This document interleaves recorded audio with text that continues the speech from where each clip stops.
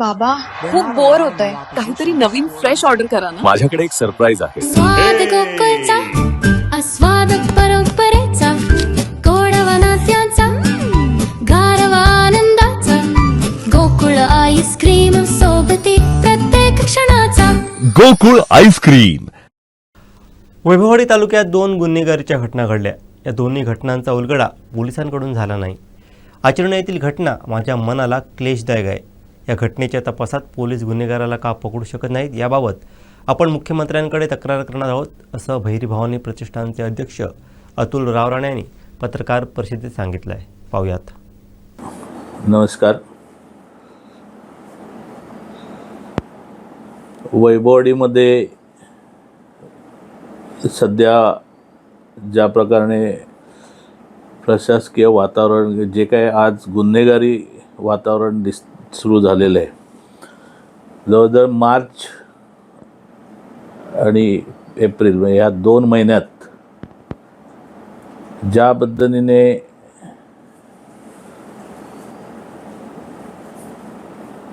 या भागामध्ये criminal activity चालू झालेल्या आहेत, गुन्हे घडत आहेत,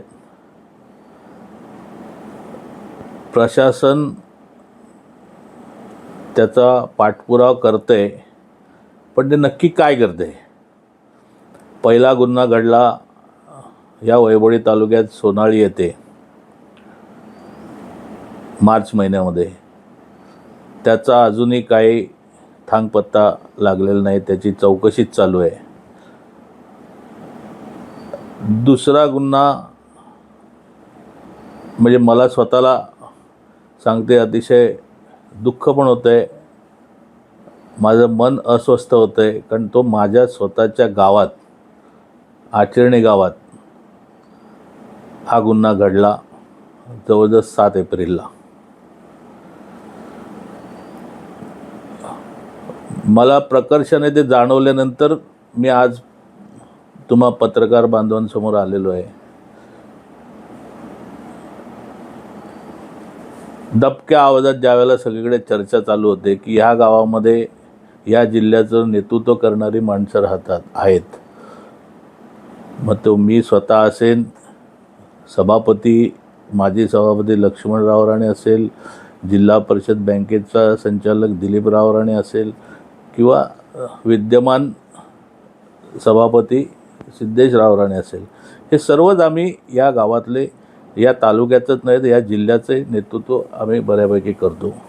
असं असताना सर्वसामान्य लोकांकडनं ज्या भावना व्यक्त होत आहेत की असं असतानासुद्धा आपल्या गावामध्ये एखादा फायरिंगसारखा प्रचंड गुन्हा होतो, दुहेरी फायरिंग होते आणि त्याचा तपास लागत नाही, त्याच्यावरती नक्की हे गौडबंगाल काय म्हणजे अस्वस्थ करणारी घटना आहे की आज बऱ्यापैकी लोक आमच्याकडे त्याचं बोट दाखवायला लागलेली आहे. आणि हे मला स्वतःला तरी अस्वस्थ करणारी घटना असल्यामुळे माझं मन बेचैन झाल्यामुळे मी आज आपल्याकडे आलो की प्रशासनाला जी काही मदत लागेल ती आम्ही नेहमी करत आलेलो आहे. माझ्या परीने मी करत आलेलो आहे, माझ्या परीने मी केलेली आहे. या भागातले सिनियर त्यांच्याशी मी बोललेलो आहे. संबंधित काही अधिकारी आहेत, सध्या मी तो तपास चालू असल्यामुळे त्यांची नावं घेऊ शकत नाही, त्यांच्याशी माझी चर्चा झालेली आहे. आपल्याकडे अत्याधुनिक टेक्नॉलॉजी आहे. जर तो गुन्हा 7 वाजता घडला असेल, 7 तारखेला रात्री 10 वाजता घडला असेल, तर कुठलाही गुन्हा कुठेही झाल्यानंतर साधी मारामारी जरी झाली तरी आपण 10 ते 15 मिनटात पोलीस स्टेशन गाजतो किंवा पोलीस चौकीला कळवतो किंवा पोलिसांकडे आपण कोणाकडून गावातून तो निरोप जातो.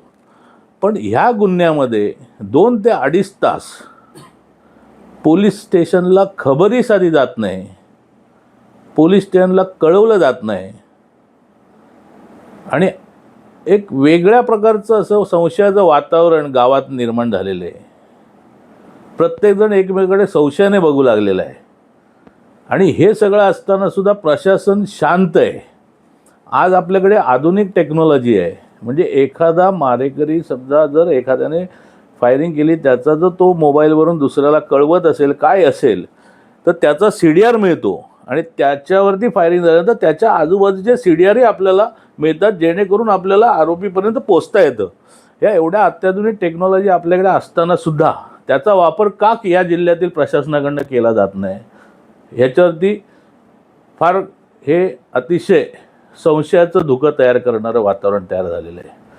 प्रशासन, प्रशासकीय अधिकारी, पोलीस अधिकारी या बाबतीत कोणाला लपवत आहेत, कोणाचं याच्यात मोठ्या नेत्याची किंवा कोणाची इन्व्हॉल्वमेंट आहे का, अशी लोकांकडनं दबकी चर्चा चालू आहे. आणि त्याच्यामुळे आमच्या सर्वांबद्दल एक प्रकारचं संशयाचं वातावरण तयार होतं आहे. माझी तर प्रशासनाला माझी स्वतःची विनंती आहे, तुम्हाला ज्या वेळेला पाहिजे त्यावेळेला मी स्वतः जिथे तुम्ही सांगाल तिथे चौकशीला यायला तयार आहे. वैभववाडी पोलीस स्टेशन असेल, सिंधुदुर्गाचं ओरोसला मुख्यालय असेल, जिथे तुम्ही मला बोलवाल तिथे मी यायला तयार आहे. पण ही अस्वस्थ करणारी आम्हाला ही घटना आहे.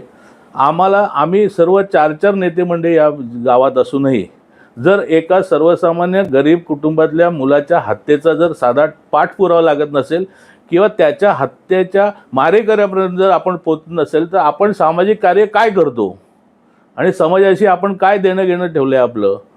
आज जर प्रशासकीय अधिकारी यांनी आम्हाला सांगितलं पाहिजे की त्यांच्यावर कोणाचा दबाव आहे किंवा ते का दबावात थांबलेत. आज एवढी टेक्नॉलॉजी तुमच्याकडे असून तुम्ही त्याचा का वापर करत नाही. 24 तासात हा आरोपी हजर झाला पाहिजे किंवा त्यांना पकडता आला पाहिजे, एवढी चांगली अद्ययावत टेक्नॉलॉजी आहे. समोरच्यांच्याकडनं जी आम्हाला माहिती मिळते, जी पोलिसांकडे माहिती आहे, त्यांच्या काही लोकांकडनं आम्हाला समजले पोलीस डिपार्टमेंटच्या की त्यांनी CDR काढले, हे काढले. मग त्याचा अजूनही ठाव ठिकाणा का लागत नाही. हे काही सराईत गुन्हेगार नाहीत. हे सर्व गुन्हेगार सराईत असते तर ते वेगळ्या प्रकारे आपल्या लक्षात आलं असतं. पण असं असताना कोणाला तरी पाठीशी घालायला लोकांमध्ये आमच्या सर्वांबद्दल एक संशयाचं वातावरण तयार करणं हे कुठेतरी अतिशय घातक आहे, समाजाला घातक आहे. आणि ज्या पद्धतीने हे सर्व चाललं आहे वैभववाडी तालुक्यामध्ये, ही पुढच्या पिढीला धोक्याची नांदी आहे. आज हे प्रकार जर वाढले, कारण हा नुसता इथलाच प्रकार नाही तर कणकवलीत पण अशाच प्रकारे एक फायरिंगचा गुन्हा झालेला आहे. त्याच्या आधीच त्याचाही त्यांची अशाच प्रकारे तो शांत करण्यात आलेला आहे. याच्या आधी शिकारीला लोक जात होती, ह्याच्या आधी शिकारी होत होत्या. बऱ्याच नाही म्हटलं तरी एक प्रत्येक गावात 2-5 चोरीच्या बंदुका असतील शिकारीच्या. लावा छडा, सगळ्या जमा करा. प्रशासन का ते ॲक्शन घेत नाही. या गुन्ह्यांमध्ये जर पोलिसांनी योग्य ती माहिती समोर आणली नाही आणि त्याचा जर योग्य प्रकारे पाठपुरावा झाला नाही आणि जर तो खुनी आरोपी जो कोण असेल तो पकडला गेला नाही, त्याच्यावर कायदेशीर कारवाई झाली नाही तर मी स्वतः तरी मुख्यमंत्र्यांकडे याच्याबद्दल मी तक्रार मानणार. कारण हे काहीतरी लपवालपवी आहे आणि याच्यामुळे आम्हाला सगळ्यांना त्याच्यात आम्हाला सर्वांना त्याच्यात फुकट आम्ही भरडले जातो आहे. आम्हाला आमच्या गावात आम्ही राहत असल्यामुळे आमच्यावरती लोकांचं एक संशयाचं वातावरण, धोक्याचं वातावरण तयार झालेलं आहे. आणि हे सर्व कुठेतरी मनाला क्लेश देत होतं. म्हणून आज मी तुमच्याकडे माझी भावना व्यक्त केलेल्या आहेत. माझी प्रशासनाला पण विनंती आहे की ज्या ज्या वेळेला तुम्हाला गरज लागेल, या गावातला नागरिक म्हणून त्यावेळेला तुम्हाला गरज लागेल, या तालुक्याचा नागरिक म्हणून त्यावेळेला मी यायला तयार आहे. आपण अत्याधुनिक टेक्नॉलॉजीचा वापर करा आणि जो कोण असेल मारोकरी, मग तो कोणी असू दे, त्याला शासन झालं पाहिजे. त्याला जी काही कायदेशीर कारवाई आहे ते त्याच्यावर झाली पाहिजे.